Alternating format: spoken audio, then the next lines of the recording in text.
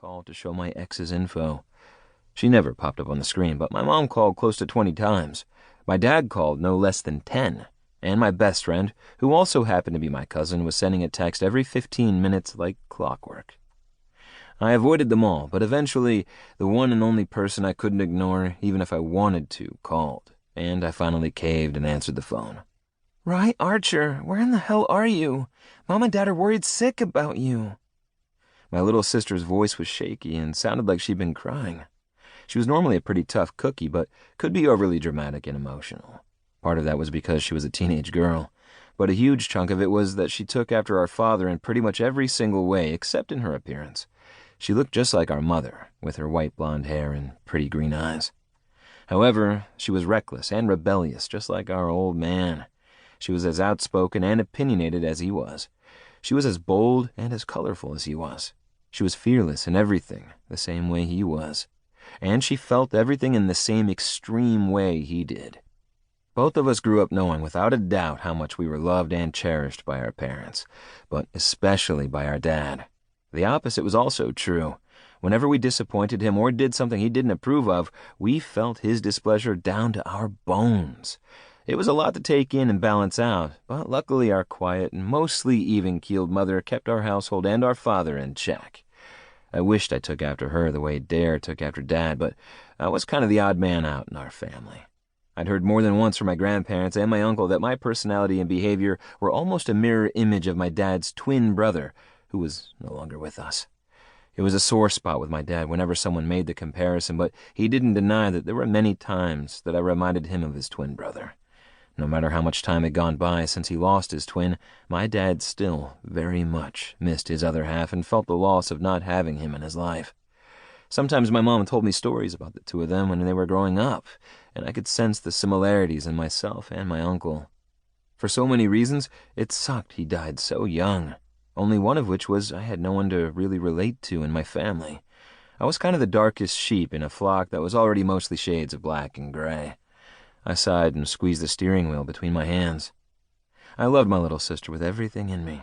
We were extraordinarily close and rarely kept secrets from each other. We were close enough in age that it had often been the two of us against the world, no matter what. She was my favorite person and my most trusted confidant. But she was also my ex's best friend. They were only a few months apart in age, and where one went, the other followed. When I first started showing interest in Aston Wheeler, my sister was totally against the idea of us being anything more than good friends. She told me she never wanted to be caught between the two of us.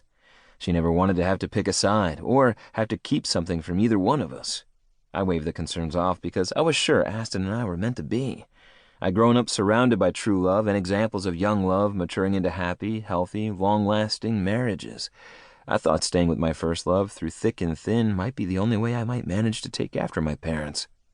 I didn't want to think that it was possible that Dare knew what would happen to my relationship before I did, or that she kept something so huge from me. But any way I looked at it, she had to have known things were going south before I did.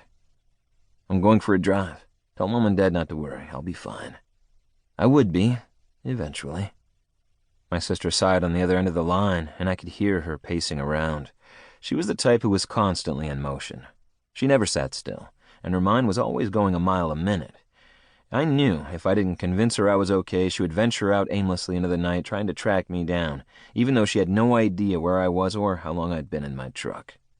You've been driving for the last 4 hours? Are you even in Colorado anymore? Dare's voice rose sharply. I looked at the clock on the dashboard and blinked when I realized how much time had passed. I was still in Colorado, but just barely. I was almost at the southern border. I didn't have a plan when I climbed in my truck and started to drive.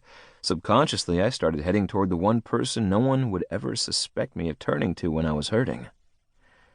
Give me some time, Dare.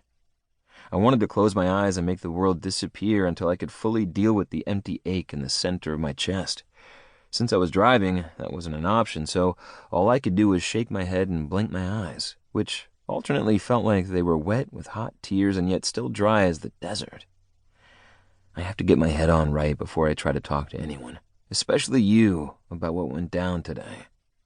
She made a distressed sound, and I could clearly imagine her putting her brightly painted nails to her mouth.